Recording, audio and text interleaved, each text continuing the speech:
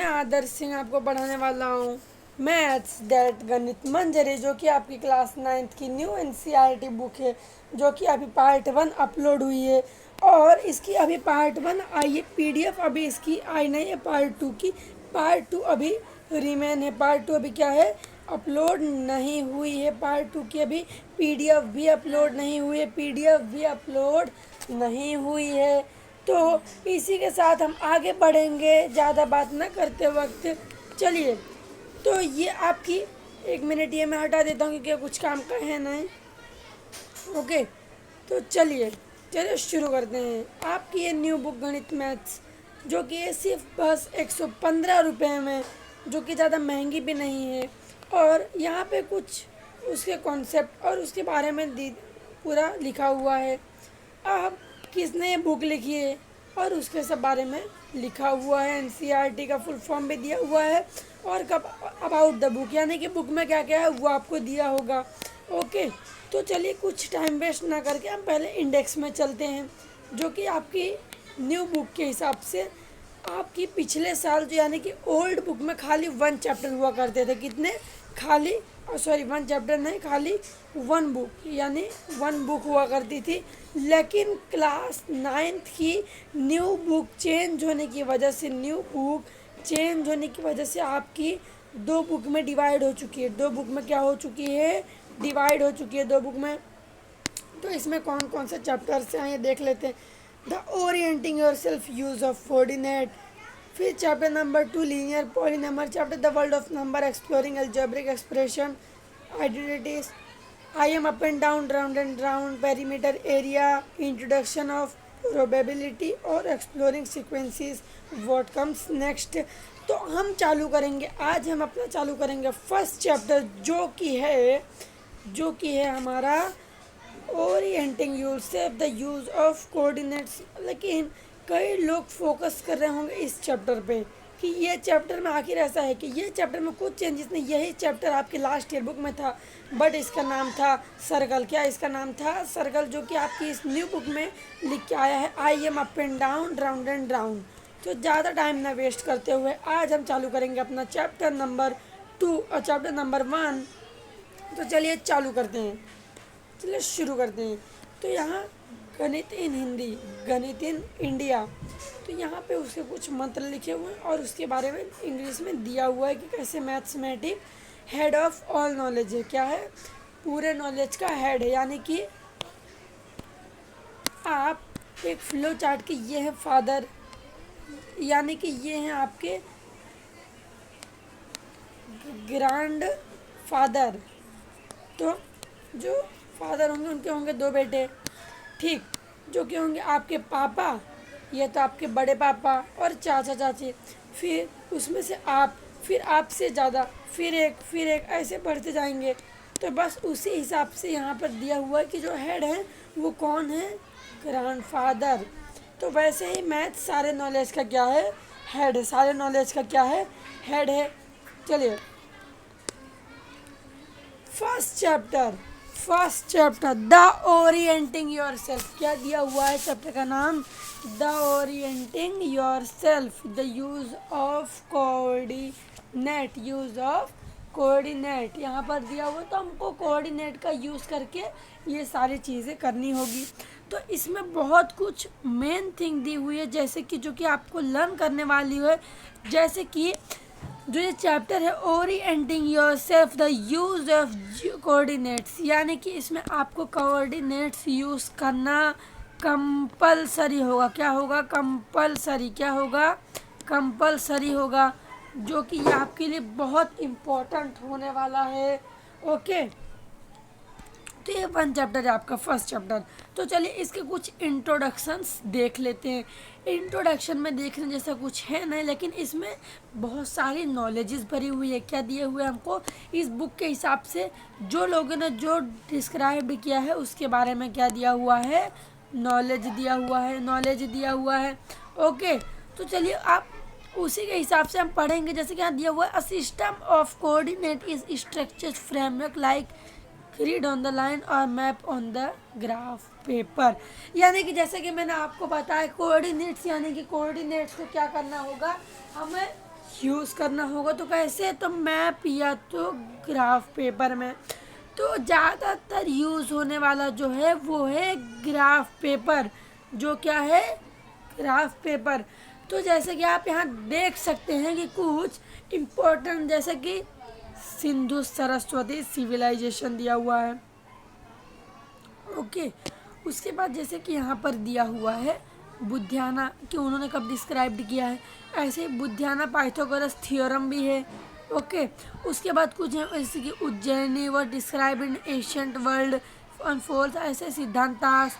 फिर the Greek math पोलिटमी, फिर उज्जैनी आर्यभट्टा, फिर ये सारी चीज़ें आपके लिए बहुत इम्पोर्टेंट, क्योंकि इन्होंने और हमें जो चीज़ बताई है क्या, जो लाइन ऐसी हो उसको हम बोलते हैं वाई एक्सिस। क्या बोलेंगे, वाई एक्सिस। और जो लाइन ऐसी हो उसको बोलेंगे एक्स एक्सिस। जो लाइन ऐसी उसे हम क्या बोलेंगे, एक्स एक्सिस। ओके, ये थी नॉर्मल चीज़ें। तो ज़्यादा टाइम ना वेस्ट करके यहाँ पे कुछ और नाम दिए हुए वो भी देख लेते हैं। जैसे कि उज्जैनी तो हमने आगे पढ़ा ही था, अल बिरोनी, ये इसका इन्होंने आपका एसएस में पढ़ा ही होगा, एसएस में इसका नाम पढ़ा ही होगा, फिर इनका नाम पढ़ा होगा आपने।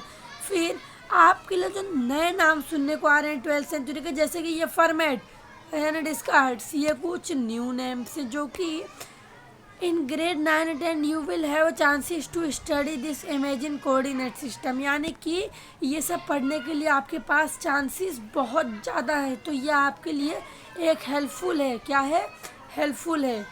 तो ये आपके लिए क्या हुआ, बहुत हेल्पफुल है। तो चलिए आगे बढ़ते हैं। और तो बहुत ज़्यादा हो गया है, चलिए तो चलिए हम इसी की तरफ से चलेंगे। ओके, तो किन्होंने क्या डिस्क्राइब्ड किया है वो सब यहाँ पर दिया हुआ है।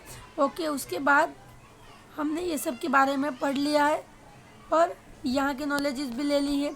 अब हमें एक और चीज़ ध्यान में रखनी होगी, क्या, कि हमें इस चैप्टर में ज़्यादा यूज़ लगने वाला है इस चीज़ का, और ये चीज़ आपको एग्ज़ाम में पूछी जाएगी। दैट्स, एग्ज़ाम में आपको ये चीज़ पूछी ही जाएगी, दैट्स 100%। ये आपको केस बेस्ड क्वेश्चन में पूछ सकते हैं, केस बेस्ड क्वेश्चन में, case study based question. Okay, ऐसे में पूछ सकते हैं जो कि बहुत इंपॉर्टेंट होने वाला है। ओके, तो हमें यही उसमें सारे एग्जांपल्स और सारे एक्सरसाइज हमें क्या करनी पड़ेगी, सॉल्व करनी पड़ेगी इसी को लेके। तो इसमें द 2D कार्टेशियन कोऑर्डिनेट्स। अब हम पढ़ेंगे कोऑर्डिनेट यानी कि कोऑर्डिनेट। तो इसके 4 क्वाड्रेंट होते हैं, तो चलिए उसके बारे में पढ़ लेते हैं। तो जो जैसे कि मैंने कहा था, ये है आपकी एक्स एक्सिस, ये वाई एक्सिस की लाइन, ये एक्स एक्सिस की लाइन। तो टोटल कितने क्वाड्रेंट होते हैं, first quadrant, second quadrant, third quadrant और फोर्थ क्वाड्रेंट। ओके, यहाँ पर आपको ऐसा दिया हुआ है। ओके, तो जो ये आपको क्वाड्रेंट के बारे में दिया हुआ है तो हम जानेंगे कैसे। तो इसमें आएगा प्लस प्लस प्लस प्लस, यहाँ पे कोऑर्डिनेट होंगे। यहाँ पर आएगा माइनस प्लस, फिर यहाँ आएगा minus is equal to minus, और यहाँ पे आएगा प्लस पहले और माइनस बाद में। तो बोलोगे सर इसको पता कैसे करें कि ये कैसे सॉल्व होता है। तो आपको मेथड मैंने बताई थी कि आपको फाइंड करना तो एक्स एक्सिस और वाई एक्सिस, तो आप लिख लीजिए एक्स कॉमा वाई। ऐसे आप देखिए कि एक्स पे क्या लाई कर रहा है और वाई पे क्या लाई कर रहा है, तो आप इसको फाइंड कर सकते हैं। जैसे कि एक एग्जांपल्स ले लेते हैं। यहाँ पर दिया हुआ है -4, 5, -4, 5 दिया हुआ है। यहाँ पर -5, दिया हुआ है। तो आप यहाँ देख सकते हैं कि हमने कहा था x, तो ये आपको इसको ले लेना है x और इसको y।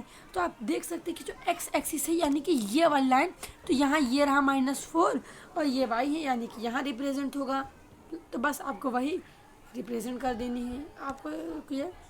ओके ओके, ये देखिए हो गई। तो इसमें कुछ इतना था नहीं, चलिए आगे बढ़ते हैं।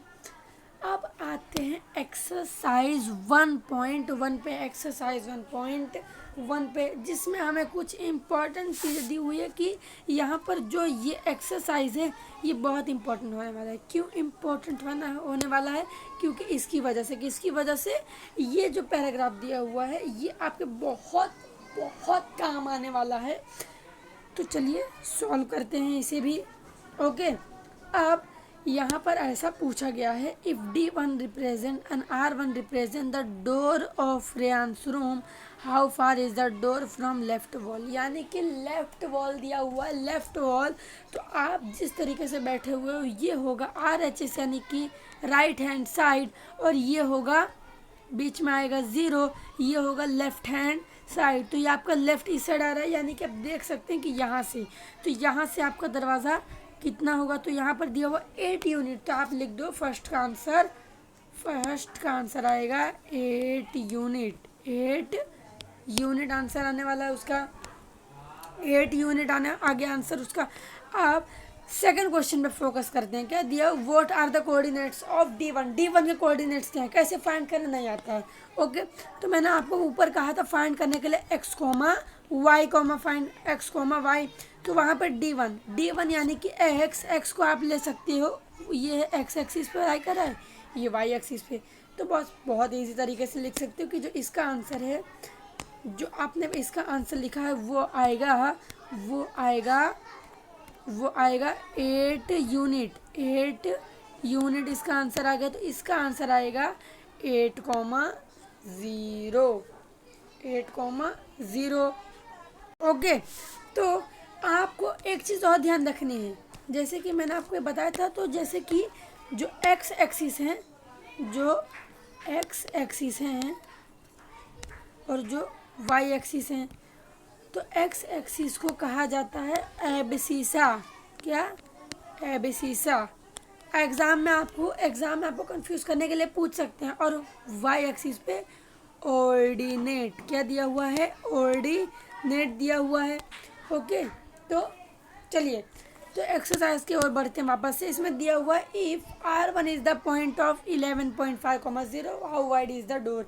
डोर में दिया हुआ था R1, क्या दिया हुआ था, R1 और D1। तो R1 का दिया हुआ है 11.5, तो यहाँ पर आपको वही वाली फॉर्म यही देखना होगा, 8, 0 वाली। तो बस आपको इसको फाइंड करने के लिए एक डिस्टेंस मेथड लगाने के लिए एक मेथड है, जो कि है x² minus x2 minus x1 square plus y2 minus y1। तो बस आपको इसी की जगह वैल्यू पुट कर जानी है। तो आपको 0 हट जाएगा, यानी कि 11.5 माइनस 8 स्क्वायर प्लस 0,0, यानी 0 माइनस 0 इज इक्वल टू, ये दोनों हो जाएंगे कट। आंसर आएगा 3.5 अंडर रूट में।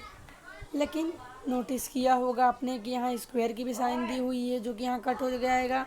तो स्क्वायर दी हुई तो ये कट हो जाएगा। तो आपका सिंपल जो आंसर हो सकता है वो है 3.5 आंसर। ओके, अब इसमें 4th नंबर में दिया हुआ है, आपको बस इसमें कुछ फाइंड नहीं करना, यही मेथड लगा के आपको वही करना होगा कि 0 कट हो जाएगा, 4 माइनस 1.5, यानी कि आ जाएगा आपका 2.5, यानी कि 1.5 माइनस करने के लिए दिया हुआ है। तो आप एग्जैक्टली इसमें से अगर 4 में से 1 निकालोगे तो बचेगा 3, उसमें से निकालोगे 2.5। तो आपका बाथरूम 2.5 यूनिट, क्योंकि हमें कुछ वहाँ पे दिया हुआ नहीं है। अब इसमें दिया हुआ है कि if B1 R1 represent end of door is bathroom narrow, then yes.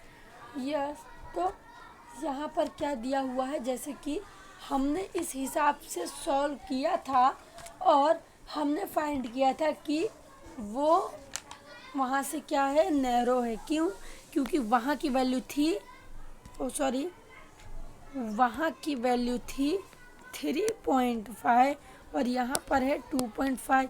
यानी कि अगर आप इसको ऐसे लिख सकते हैं, क्या लिख सकते हैं कि 3.5 इज़ ग्रेटर देन 2.5। तो ये क्या हो गया, ये हो गया नैरो, ये हो गया वाइडर। ओके, तो इसी के साथ आपकी एक्सरसाइज 1.1 कंप्लीट हो जाती है। ओके, 1.1 एक्सरसाइज आपकी क्या हो जाती है, कंप्लीट हो जाती है। ओके, अब आप आ जाते हैं एक्सरसाइज 1.2 पे। किस पे, 1.2 पे। चलिए यहाँ पर हम आ गए।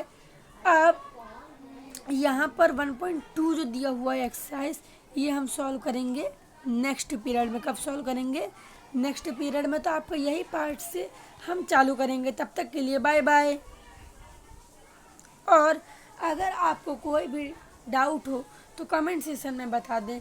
और मैं आपको बता दूं कि इस हर एक चैप्टर एंड होने के बाद आपको एक वर्कशीट मिल जाएगी। ओके, तो वर्कशीट सॉल्व करना बहुत ज़रूरी है, क्योंकि एग्ज़ाम्स मैंने ली हुई है और मैंने दी भी हुई है, इसलिए मुझे पता है कि कौन कौन से क्वेश्चंस आना चाहते हैं। तो मैं चाहता हूँ कि जिन बच्चों के एग्ज़ाम आने वाली है वो मेरे से कुछ सीखें और मैं जो उनको बता रहा हूँ इम्पोर्टेंट चीज़ें वो जानें। तो बस इसी के लिए आपका हमें सपोर्ट मिलता रहे। तब तक के लिए बाय बाय।